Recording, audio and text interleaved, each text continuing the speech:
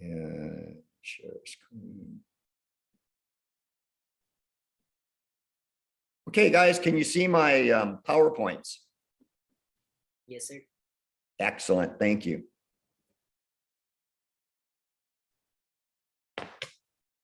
Does everyone have their coffee this morning? Not yet. Oh, Jake, are you close to a coffee machine? I am actually. Go grab a cup of coffee, Jake. Okay. All right. Okay, what we're going to be talking about today is introduction to strategy. Jake, give us a thumbs up when you get back for us, okay? Okay. All right.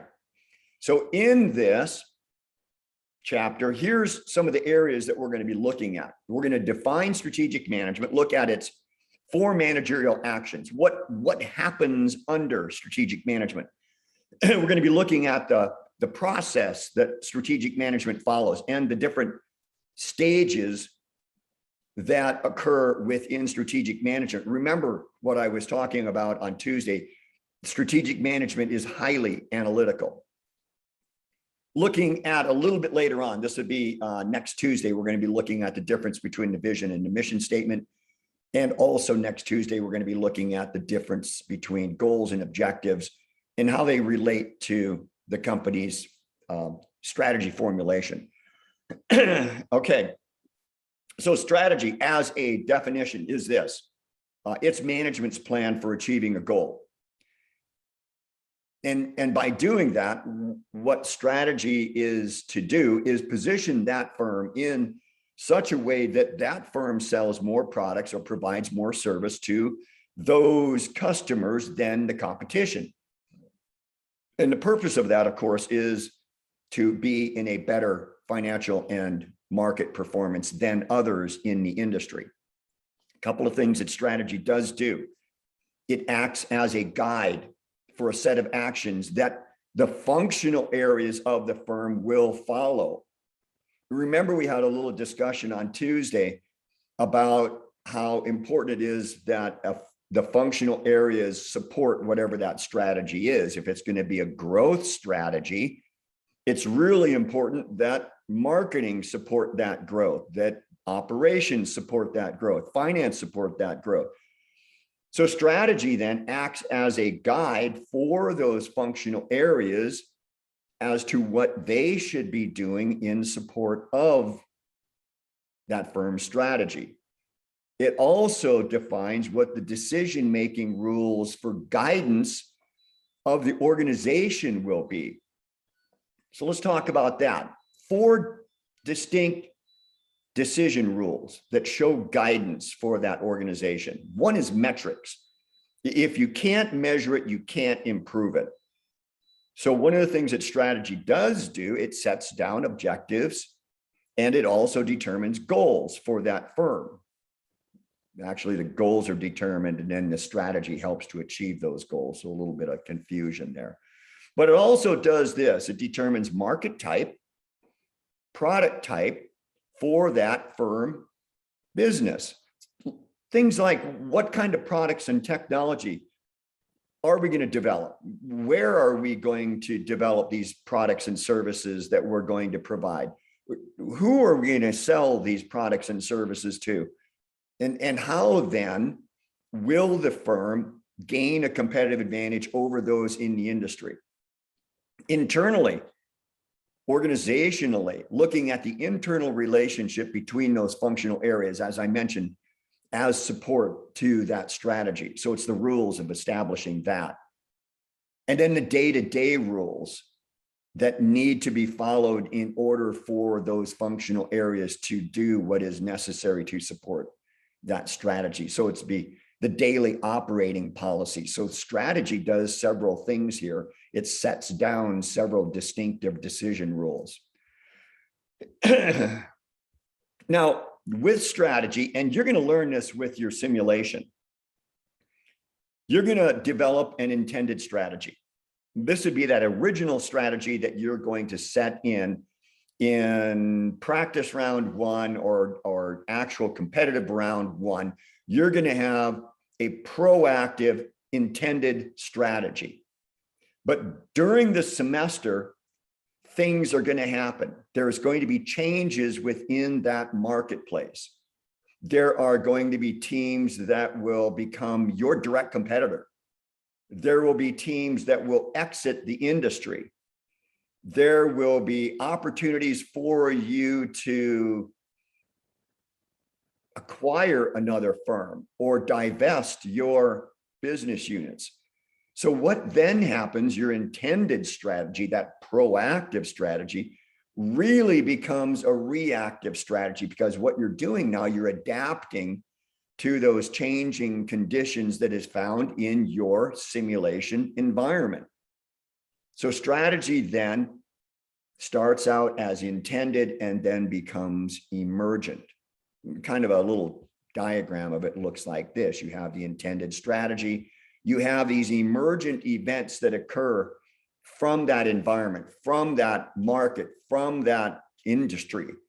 And then from that, you have a realized strategy that then becomes much firmer.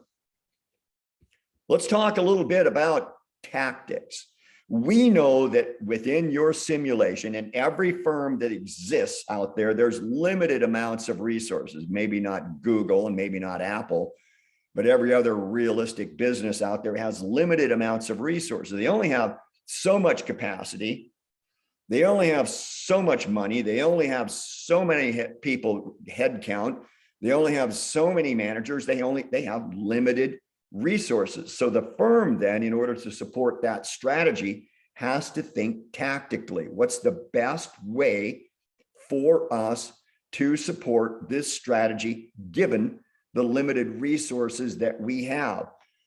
So dealing with these constraints, the firm then uses tactics. Strategy is your long-term, that's what defines that long-term goals and how you're going to achieve them.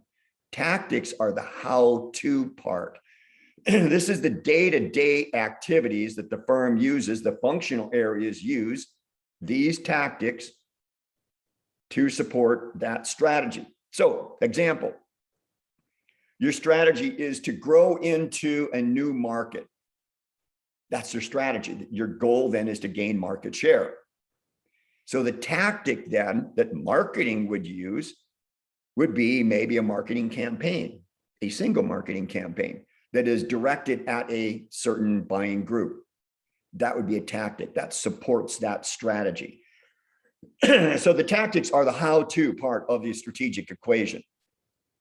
Now, strategy is formulated by senior management. Now, when I'm saying senior management, we're talking about the CEO, those on the board, and those functional managers also along with them.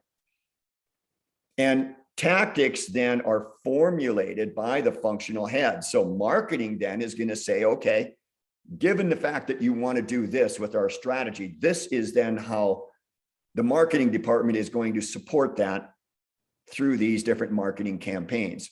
Or this is how operations is going to support that through production or production levels, maybe overtime, or maybe whatever it might be.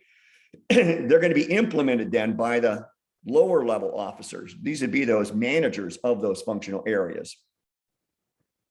So another idea of how tactics works is this. Strategy would be to take the river. Tactics, the how-to part, we're going to use a boat to do that. If you were to think of it another way, if you're a sports person, excuse me, if you're a sports person,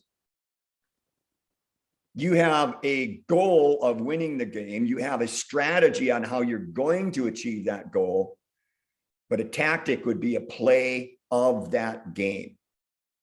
So you notice how it kind of goes down into the finite area there. All right. Sun Tzu says this. Strategy without tactics is the slowest route to victory. Tactics without a strategy is the noise before defeat. Sun Tzu, Chinese philosopher. So what he's really saying is this: if strategy, your plan, without tactics, the how-to, is the slowest path to victory.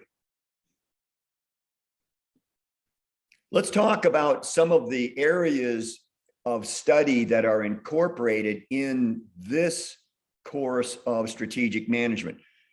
There are 12 different schools of strategic thought out there, but only 5 of them are the major schools. And we're going to be using in this course those 5 schools of strategic thought. Well, the first one is called the design school.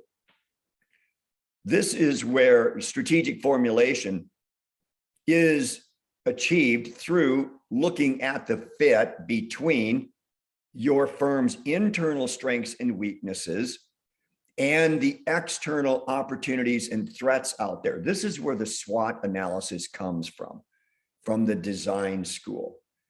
So you have the senior leaders, senior management, they formulate the strategy. This is a deliberate process. Then they take that strategy and they communicate that strategy through the organization for implementation. So one of the elements of the design school is the SWOT analysis. The second one is called the planning school. This was actually developed by H. Igor Ansov. He's the Russian, came over here from Russia in his teen years. Igor Ansov is actually the individual that developed the term strategic management. He also came up with synergies.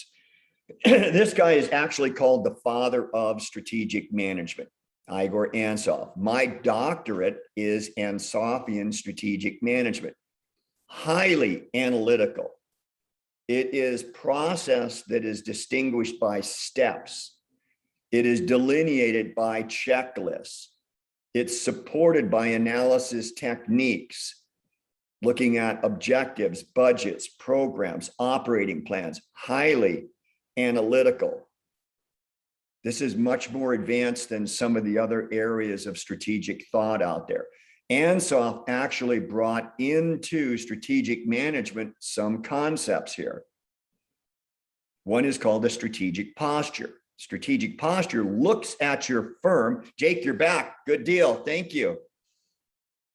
Strategic posture looks at your firm in relationship to its opportunities in that environment. That means that you're assessing your internal capabilities and your capacities and your resources.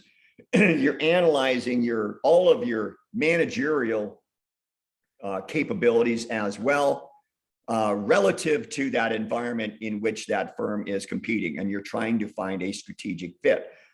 Pardon me. One of the things about a strategic posture is this. You have to identify where you are right now, where you want to go, and what you need to get to that position, this goal out here. What is it that we really need this firm to have in position to obtain this? And then you determine whether or not there is a gap from where you are and where you need to go. And a strategic posture then looks at that gap and tries to fill that gap before you start going that way, or at least on the way to that goal. Second thing that Ansov developed is something called an ETL assessment, environmental turbulence level. Straightforward. Everyone, all the theorists, all the analysts out in strategic management recognize that this does exist. Different industries have different levels of turbulence. And another way of saying turbulence, you can say change or effects of change. Some industries have very little change that occurs to them over a period of time. Sand and gravel company, very little change that occurs from one year to the next year to the next year to the next year. They don't have the effects of technology entering into it. They don't have the effects of laws and regulations other than maybe environmental that come into it. But those things, those environmental laws, you can see them developing and the firm can then position itself to it. So they're slow changing.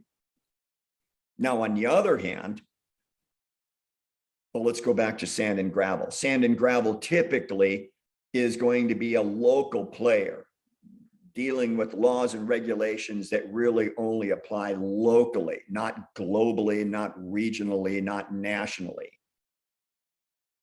But if you have a firm that is competing internationally, multiple countries, you have multiple laws and regulations, you have multiple consumer groups, you have multiple competitors, you have technology that's going to enter into it. You have laws and regulations from all of those countries that are going to enter into it, even your country. And these different changes occur oftentimes surpriseful. So now you have multiple changes that occur. They're occurring rapidly, and oftentimes they're not giving you a great deal of notice to prepare for your company to make an adaptation to those particular changes. So Ansoff is saying that he has developed a scale, and the scale goes from a placid environment to one that is turbulent environment, highly discontinuous. And he's saying that your strategy must reflect those change elements in that industry. So if you're competing in a low turbulence industry, your strategy does not have to be very aggressive. But if you're competing in a highly changeable industry, you have to have a very aggressive strategy. So ETL assessment. The other thing that Ansoff developed is something called a strategic budget. In order to support our strategy, we need to have money. Simple. But Ansoff actually developed within that strategic budget those buckets in which that strategic budget must go into. And there's a minimum amount that goes into each one of those buckets in order for that firm to break even. The buckets are marketing, operations, and support of the strategy. Those are the three buckets. And if you don't have enough money in each one of those buckets, your strategy is not going to perform well. In fact, your firm will, well, if you don't have the minimum amount, you're not going to break even. You need to have X amount of money in marketing to have market awareness. You need to have X amount of money in operations to support the activities of your firm. And you have to have X amount of money in your strategic, in your strategy part in order to support that strategy. Next area that Ansoff adds is the capabilities assessment. He's looking at all the capabilities of that firm. He's looking at managers of that firm. Are they capable of running that functional department? So we do an assessment of managers. We look at the marketing manager.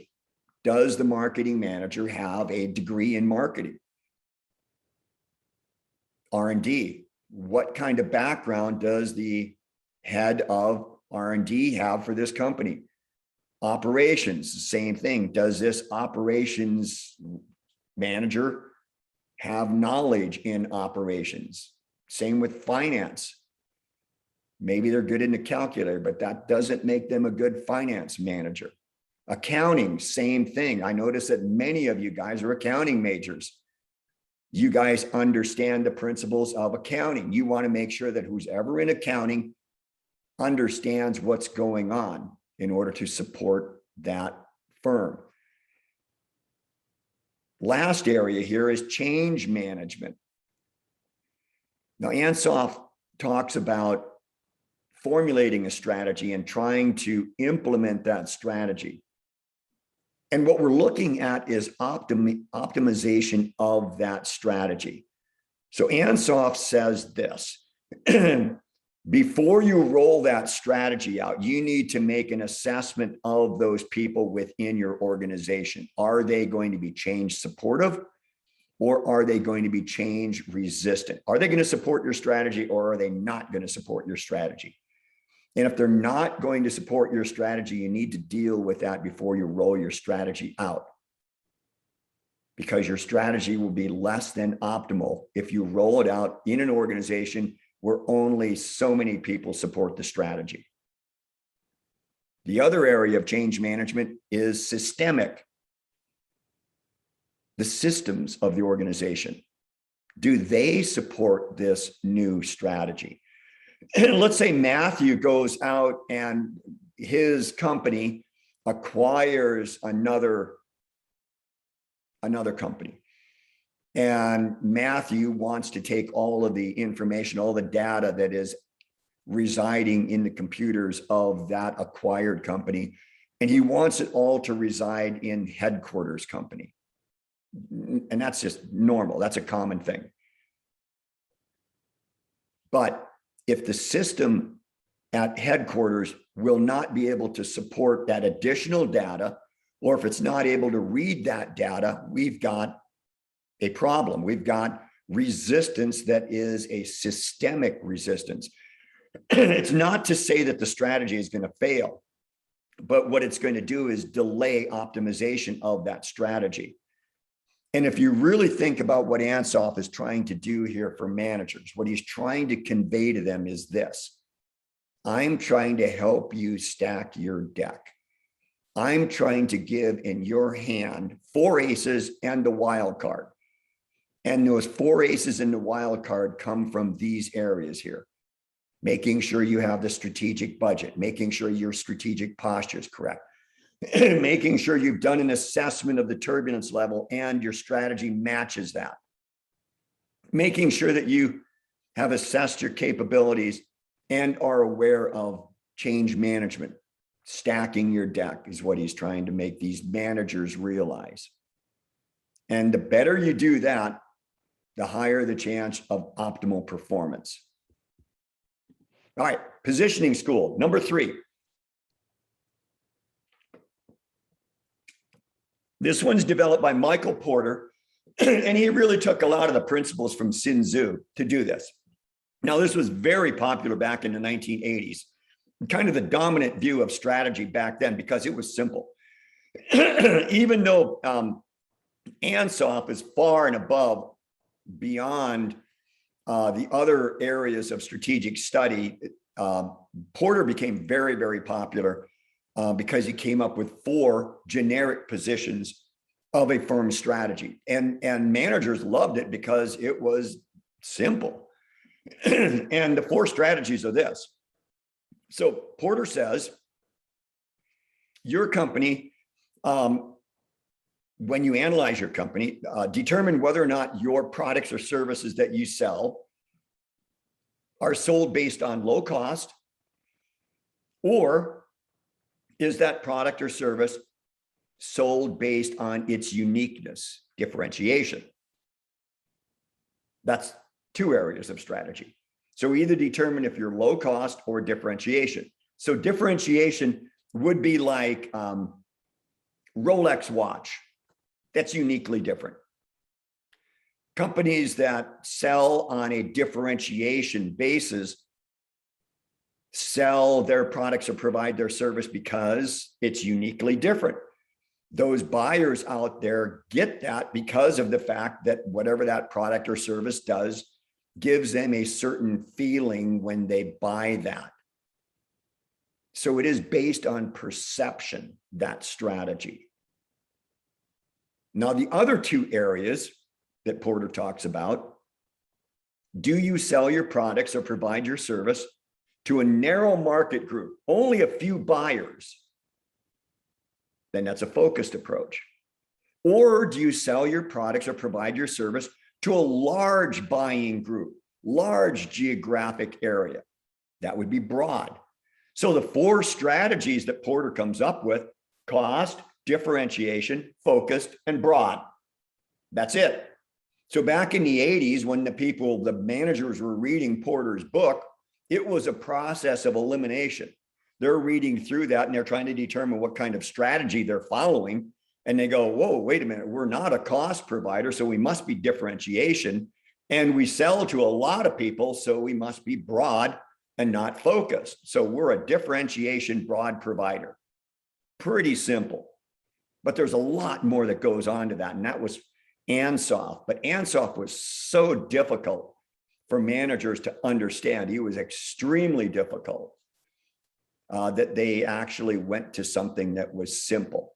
Now, Porter, great things that came out of Porter's work, and he's still around and he still comes up with great, excellent ideas. Some of those are strategic groups. And I talked about this, I believe, on Tuesday. In an industry, there's a lot of competitors in that industry, but not everyone in that industry is your competitor. So you need to determine who exactly is our competitor. And I think I gave you the example of Walmart and Kmart and Gucci and Chanel. They're obviously not competitors to each other, but they're in the same industry. They're in retail. So you need to determine who is exactly your competitor. Well, strategic groups do that. The other thing that he developed is something called a value chain analysis. And that's the linked set of value creating activities that a firm uses from raw material to that customer. You analyze that, and are there any areas of that chain where your firm has an advantage over the competition? And if so, can you exploit that? Can you gain a competitive advantage? He also came up with game theories, the what if theories. If we do this, then what happens there? Those types of things. It's all still analytical. So that's one of the reasons I like Porter and Porter's in this course. Now, I'm not teaching a great deal of Ansoff in here because I don't want to fry your heads, because Ansoff is really, really, really challenging. Now, the only problem with Porter, much of what he does is external, looking at the competitive environment, which was what Sun Tzu was doing. Sun Tzu really looked at that competition, those enemies out there, and how to position your army relative to those armies or that army. So it's really an external look at that environment for that firm. All right, the next one here. This one here is called the Learning School. Now, the developer of this particular strategic thought is a gentleman called Henry Mintzberg. He's out of Canada.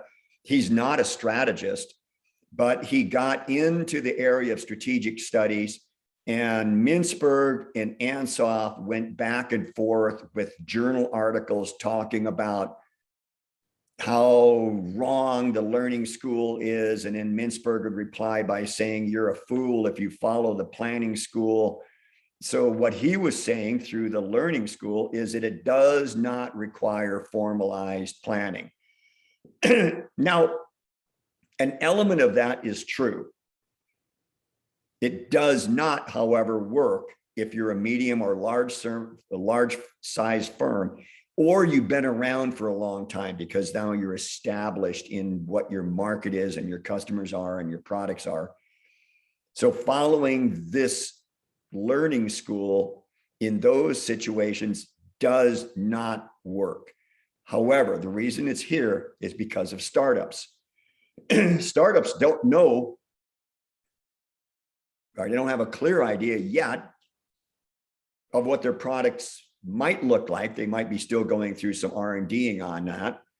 They don't know exactly where their markets might be yet. They don't know exactly who their competition is yet. So being able to adapt quickly to those types of conditions, the learning school works. So if you're a startup, this might be the way you start, but certainly as you develop and you become established, you got to go away from this type of adaptive learning. Last one here, it's called the resource-based theory. Now, this one looks at your firm internally. So it's a good mate to what Porter was talking about. So now we're looking at the company's collection of capabilities and their competencies, and we're looking at their resources. But what we're doing is not only identifying capabilities, competencies, and resources. Going beyond that, it's necessary to exploit them. They don't do you any good at all if you just identify them. You have to be able to take those things that you do well above your competition and let your customers know, exploit them. It also looks at the need of finding a fit between what's available in the environment, those opportunities in the environment, and your assessment of your capabilities, resources, capacities. That's the resource-based view. Well, those are the 5 different areas of strategic thought that we will be covering in this course. All right, let's talk a little bit about strategy in the firm.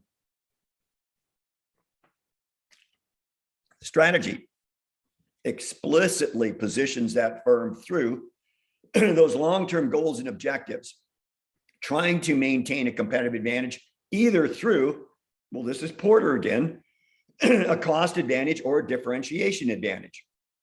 Now, determining whether it's a cost advantage or a differentiation advantage requires that firm to look at its operational effectiveness. Now, let's talk a little bit about that operational effectiveness. If your firm, through its capacities, capabilities, and commitment and resources, if your firm is really, really good at keeping your costs down, your labor costs down, your manufacturing costs down, your hiring costs down, all of those types of things, if you can keep those costs down, operational effectiveness, you could then pursue a cost advantage as a strategy. So your operational effectiveness of keeping your costs down determines then which direction you might want to go, cost or differentiation. And in this particular case, given the fact that your operational effectiveness is keeping all your costs down, cost advantage would be a good idea. If, however, your operational effectiveness is innovativeness, R&D, marketing, then maybe what you want to do is follow a differentiation advantage. Now, you notice with innovation and marketing and R&D, those are areas of the firm that are cost. You have to spend money.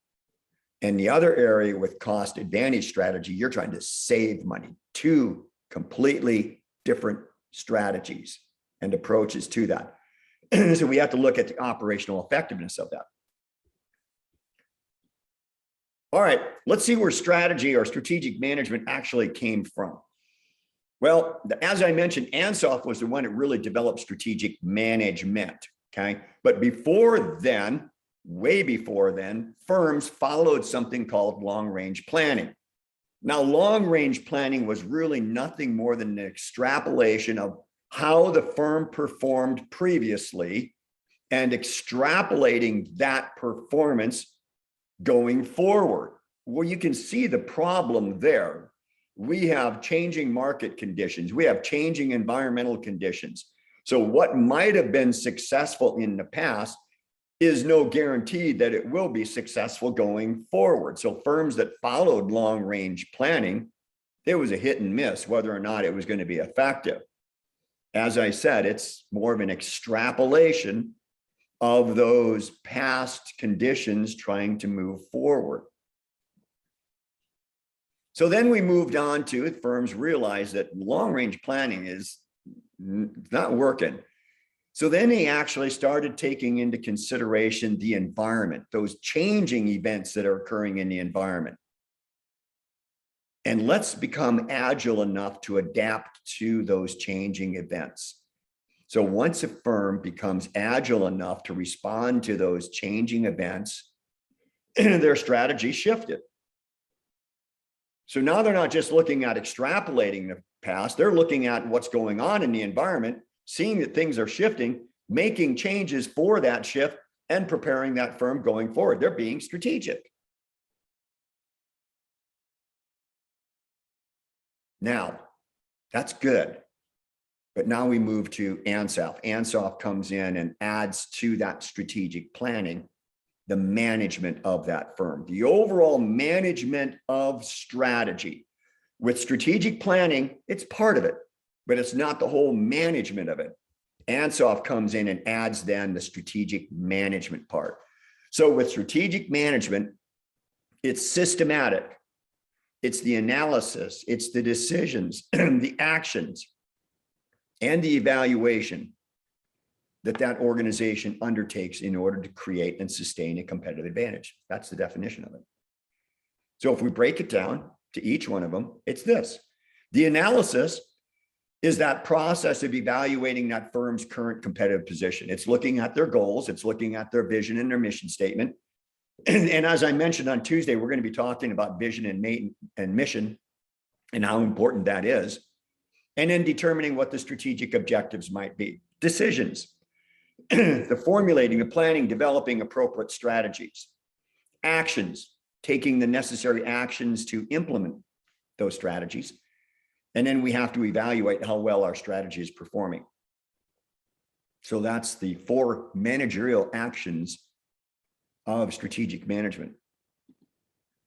Now with strategic management, so we keep that planning part of strategic planning. We need that. We need that external analysis of that environmental factors out there.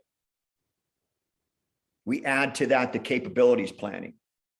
And then we add also to that the change management. Remember, we're talking about looking at internally whether or not the culture of the organization is going to be supportive or resistant. And we're looking at systemic resistance as well. So now the formulation part, that follows the analysis and decisions. Now the formulation, as I mentioned previously, that involves input from those individuals, those groups and organizations that have a stake in that decision making. That means the functional areas of the firm. When we're formulating a strategy, we need to include those functional managers in that strategy. If it's going to be a growth strategy, and we don't even let marketing know that we're going to have a growth strategy, and they're caught flat-footed when we roll out this product and they've done no marketing, our strategy is going to fail. In fact, marketing needs to be one of the first things you're going to be doing before you do a growth strategy. They have to look at that market conditions. Are those products that we're going to sell or those services that we're going to offer, are they going to be needed from those consumers? There's our 4-letter word, need. If we're not meeting that need from that consumer, our products and services aren't going to do well. So we have to be aware of identifying what is that need from that consumer, and does our product or our services fill that need? If it does, probability is going to be higher that we're going to be successful. When we're looking at the formulation part, that process includes 2 sets of goals and objectives. The first set of goals and objectives is this: we need to stay in business today and tomorrow. That's that near-term market, that profit making. We have to be able to sell our products and provide our services today to generate the revenue that we need to come up with new products and services for tomorrow. That's the strategic part. That's the development of future profit potential. That's you guys too, with your simulation. You have to look at not only selling your products and services today, but you have to put in money for innovation, for quality, so that your products are going to be required, or the ones that they want going forward. So 4 characteristics of strategic management. First of all, it's interdisciplinary. It's not focused on one specific area of that firm. Like I said, functional areas, everyone's involved in this thing. It's externally focused. We have to have an awareness of what's going on in that environment. Internally focused, we have to have an awareness of what we are able to do, looking at our resources, capabilities, and our functional areas, managerial capabilities as well. And we have to have a view of that organization in the future. So we have to be forward looking. Will events in the future make what we do irrelevant? Make those products and services that we offer now, will they be not required? Example, how many of you guys still use a floppy disk? Nah, you don't use a floppy disk anymore because it's gone. Companies looking forward, will 5 to 10 years from now, will what we do now still be what's that consumer requires. If you're in a taxi industry 10 years ago, you weren't really too concerned about Uber or Lyft. They weren't even out yet. So ride sharing, when that was developed, had a significant impact on taxi industry, looking at the future. So it was disruptive for the taxi industry. So there's 5 stages of that managerial process. First of all, we need to develop a vision and look at a mission statement. And as I mentioned Tuesday, we're really going to be looking at those 2 areas, the importance of having a good strategic vision and also a good mission statement. Then that firm is going to set objectives and goals. Goals and objectives, I should say. And what it does in stage 2, or the second stage here, is it conducts meaningful environmental scanning, really looking at all areas of that macro environment. And we'll be looking at that next week as well. Then we formulate the strategy, we implement the strategy, and then we monitor, evaluate, and control the performance of that strategy. All right, this is where we're going to stop today. Stop sharing, and